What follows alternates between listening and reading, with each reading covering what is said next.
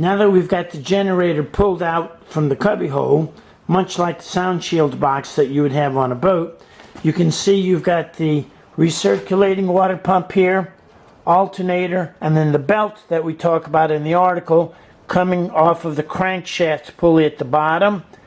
This cylinder is the heat exchanger that will have a zinc, a pencil rod zinc right there. That's where the pencil rod zinc is in the heat exchanger.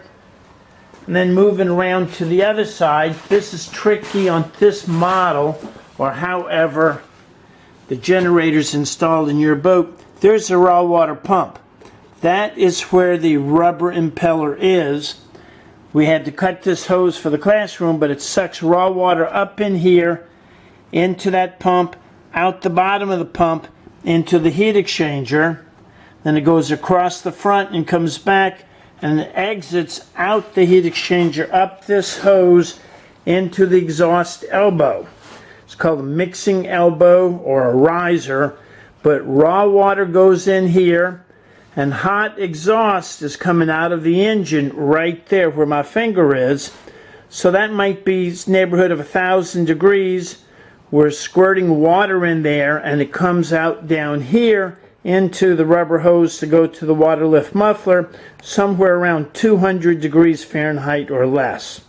An important part of this whole system are these wires. This is a thermal sensor. So if the raw water pump fails and we're no longer injecting cooling water into the hot exhaust, this will actually trigger the safety shutdown system and turn off the generator automatically while you're sleeping.